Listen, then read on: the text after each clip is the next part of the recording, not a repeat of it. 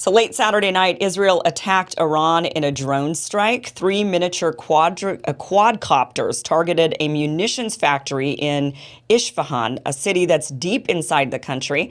However, Iranian officials reported that their air defenses intercepted these drones before too much damage could be done.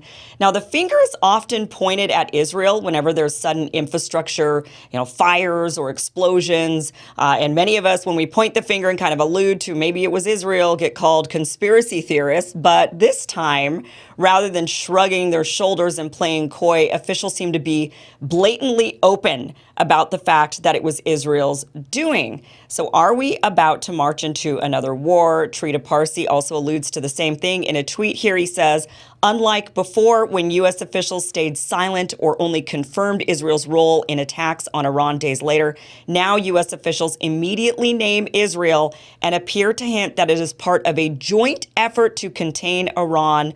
War is clearly back on the agenda. Pretty scary stuff. Trita Parsi, welcome to the show. Expert also with the Quincy Institute. Thank you so much for being here. So this is definitely a departure from previous attacks on Iran. They've just come out and said, yeah, we did it, basically. Why do you think that is? Why do you think they're so blatantly open about this time? Well, first of all, you're quite right. This is different from what we've seen before. In fact, further information came out today that further emphasizes how different it is. A journalist asked Tony Blinken, Secretary of State, to comment on this. And he said he doesn't have any further comments, but then he added essentially what was a rationale for the attack, saying that every effort needs to be made to stop Iran's activities. So we've gone from a situation in which the United States actually openly condemned Israeli attacks, opposed them because of a legitimate fear that these attacks were designed to start a war that would drag the U.S. into that war. We've gone from that to now essentially provide a rationale for these attacks and, according to the Wall Street Journal, coordinate. So that is a very, very significant step, in my view, in the wrong direction. Now, perhaps it shouldn't be too surprising that after the JCPOA talks essentially have ended up in a complete deadlock, that both sides would again go back to the old playbook of just putting pressure on each other. The Iranians are really aggressively advancing their program. And now we see that the U.S. side is going beyond sanctions, but actually, at least according to what their own officials said in the Wall Street Journal, are coordinating efforts with Israel in an arena that very easily can lead to a full-scale war. Yeah, so I have so many questions about this. How much do you think Netanyahu now becoming prime minister once again of Israel has to do with this? Is that connected in any way, or do you think this is something else?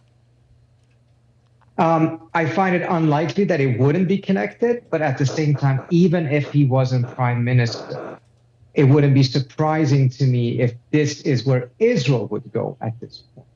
The fact that it is where it's going together with the Biden administration, or at least seemingly, and based on what they're saying themselves, that I think is a bit more of a surprise and a very dangerous development. Let me add one dimension.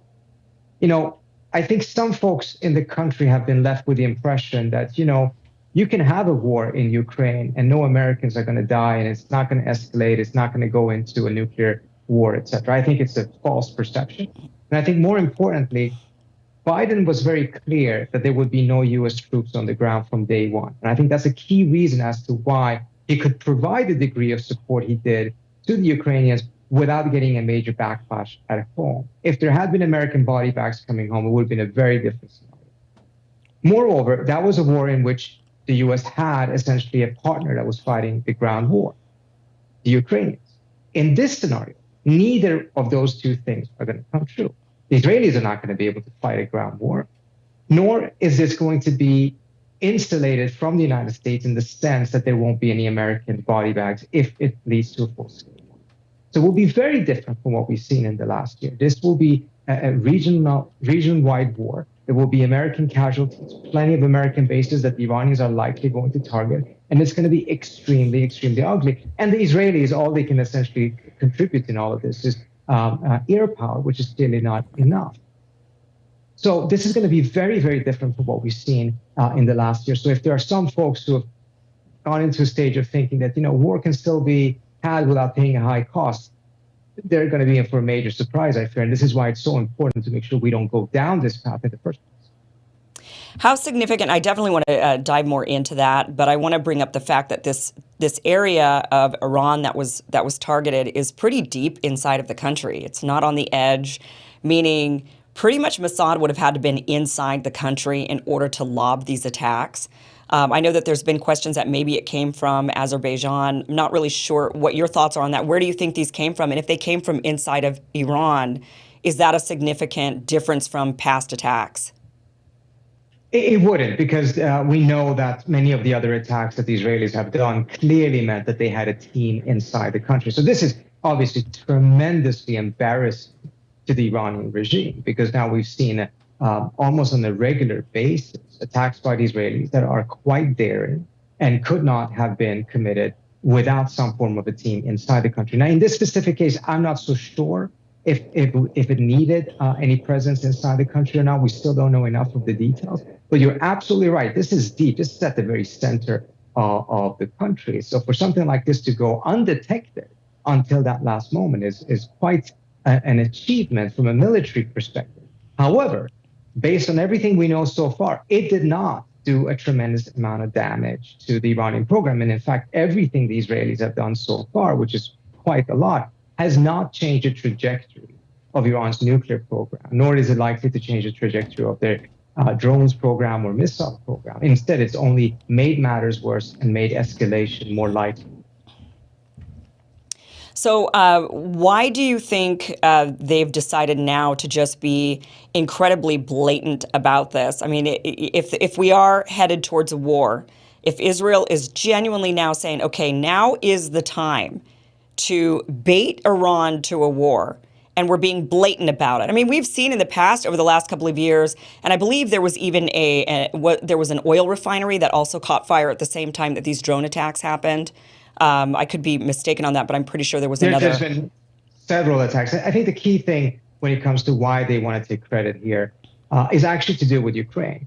Israel is one of the countries that is the closest to the United States, but the furthest away from Ukraine.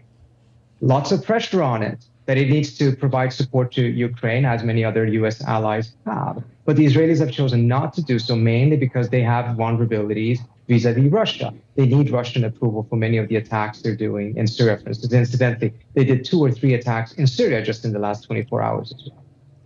So this is a way for them, I think, even if they don't achieve anything militarily, to go to Washington and make the claim, see, Israel is really helping the Ukrainians by attacking Iranian missile or drone factories. That's how they're contributing to the Ukrainian defense.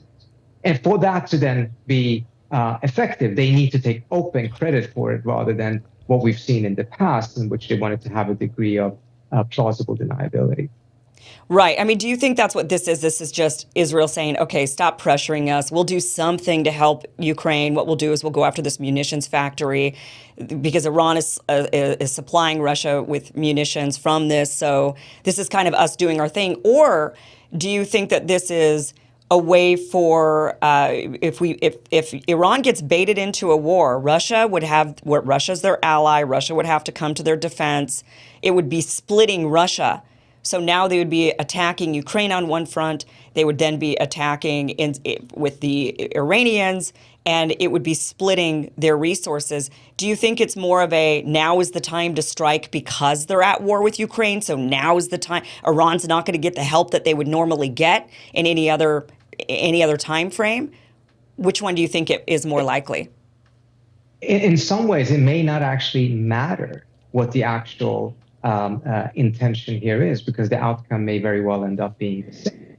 They may very well do this only to reduce pressure on themselves in Washington and elsewhere for the fact that they're not supporting Ukraine and they're not on board with the American coalition. But it can nevertheless end up in that scenario in which it escalates into a bigger war, in which some of the things you said very well could come true. I mean, one factor that has to be taken into account, which is another reason as to why I think any calculation on the administration's end that this one way or another can be contained, I would be skeptical of, which is the fact that back when the Israelis were attacking Iran and killing a lot of Iranians in Syria, the Iranians did not respond. When they did, it was very limited. The calculation on the Iranian side back then was most likely because there was still hope that the JCPOA could be revived. And as a result, it was worthwhile to have that strategic patience in order to get the JCPOA back online. Now, there's very little hope for the JCPOA. You have a different government in Iran that is much more hardline. So to calculate that there won't be a response from the Iranians that may not then cause some form of uncontrollable escalation is a very, very risky calculation. It's always risky. I mean, at this point, they've just said, they've met and they've said this is a cowardly attack, and they haven't indicated whether or not they'd be responding to this. And we're kind of hoping that they once again have a measured response, which they've had in the past every single time up to this point. I'm curious, do you think that there's, how much, I want to talk about the protests a bit that have been going on in Iran, massive protests. I have no doubt that the feelings, the sentiments from the Iranian people are legitimate, are genuine. I think that there is a desire for the women to feel more liberated in that country. Absolutely. I also think that the Iranian people, and correct me if I'm wrong, but I think that the Iranian people kind of dance a delicate dance where they want change in their government, but they also don't want Western intervention, to take advantage of their call for change and then come in and do a change they don't want, which is regime change, drastic regime change. They just want to pressure their government to change the good old-fashioned way, which many of us do around in democratic societies. But some people are saying that they feel that these protests maybe are being fueled by Western agenda, wanting to get in there and disrupt the country. Do you think there's any legitimacy to those claims? I think, first of all, what you said in the beginning is absolutely true. There have been massive protests, and the people are sick and tired of the situation internally.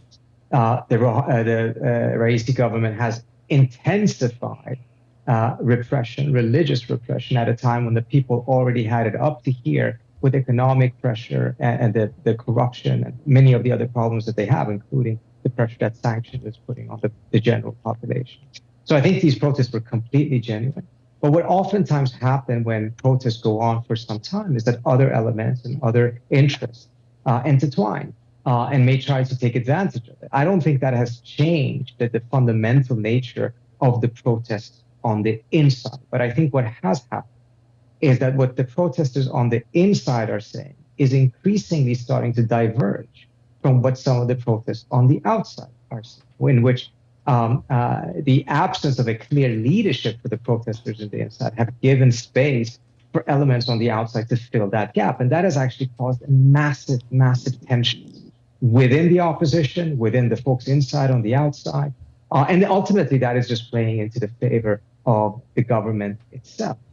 And so it's a very depressing picture, to be completely frank. I don't have any doubt in my mind that down the road, the Iranian people are going to be able to put sufficient pressure to either change the regime, or, as many of the protesters are saying right now, they actually want regime change. But wanting regime change and wanting the U.S.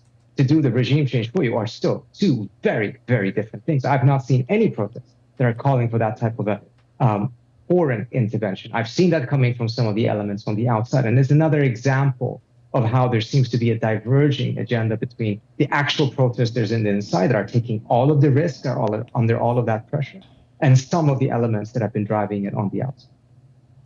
Yeah, it's really interesting. Here in the United States, when we have our, obviously whoever's in power, the president, half the country hates him, right? Half the country would love to see, quote unquote, regime change. But you never see anybody in the country say, we want Russia to come in and give us regime change, or we want Iran to come in and save us, But we here in the United States have this kind of warped mentality at times where we see a country rise up and we say, see, they want regime change, so we got to go in there and help them. It's like such a diluted way of thinking. The Iranian people are incredibly intelligent, incredibly capable. If they want change in their country, they will make it happen themselves. I have no doubt about that. So this is just really interesting and scary times. I really hope that the Iranians have a measured response to Israel's attacks. And because maybe this wasn't so big, maybe they're like, okay, you made your point to Russia. now, okay, back off and move along. So treat it. And that may very well be the case for this time. But if it happens 2, 3, 4 more times, it's going to be really difficult to see that this can be. Yeah, absolutely. Trita, thank you so much. Trita Parsi. Thank you so much for having me. President of the Quincy Institute for Responsible Statecraft. Thank you.